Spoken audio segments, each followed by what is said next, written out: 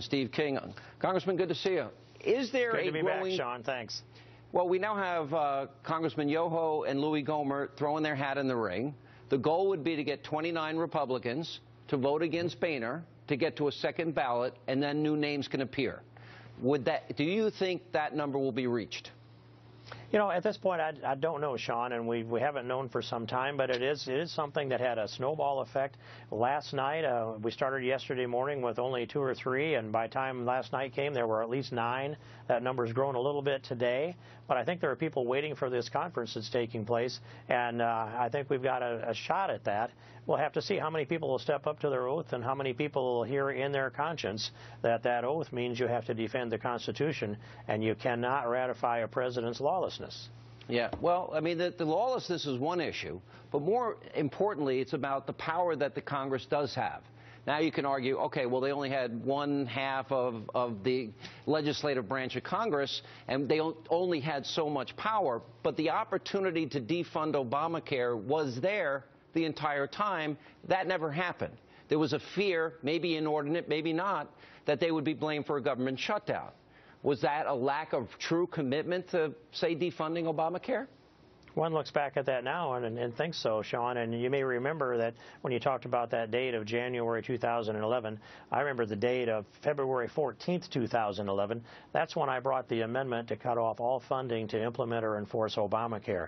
And that's when I was blocked by the leadership team from being able to offer that amendment in a way that it would be attached to the broader spending bill.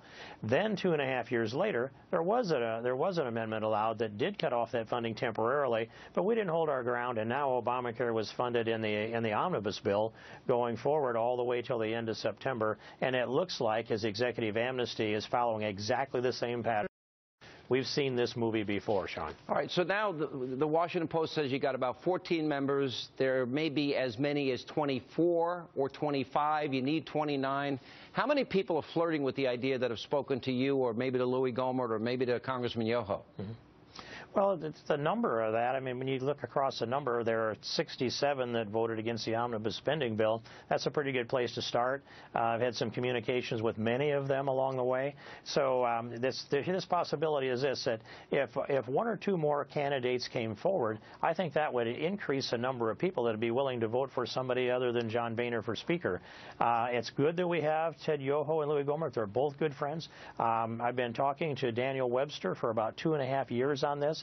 I would not be surprised to see his name emerge even tonight to be a candidate also for Speaker. If that's the case, I think we pick up a number of other votes and perhaps get to that 29. 60% of the American people that voted Republican want a new Speaker. Mm-hmm. I think that speaks volumes here. It's going to be very interesting. This has not happened we haven't had a second round of votes since, what, 1923? I don't know if that's the case, but I know 1923 was quite a dramatic night with 9 different rounds of votes before they finally settled on a Speaker back then, Sean. I don't really relish the idea of going into that much drama this time. It'd be nice if we could get it all done in one vote. That's unlikely for that to happen. But I'm on this position, is that when I take an oath to uphold the Constitution, to protect and defend the Constitution of the United States, and that is what our oath is. It's not just defend the United States, it's the Constitution.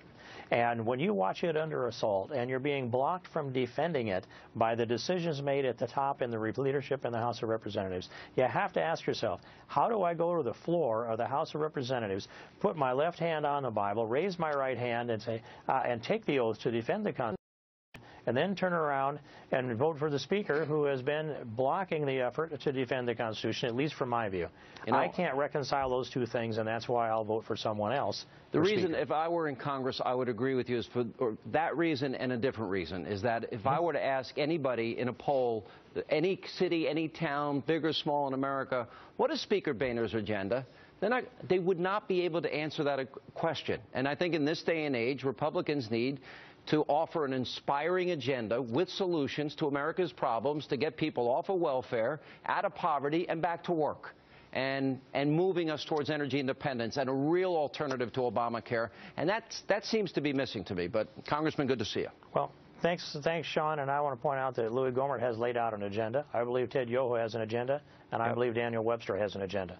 All right, we're going to watch closely, and I'm going to have more of my thoughts on why I think you need a new Speaker coming up later in the program. But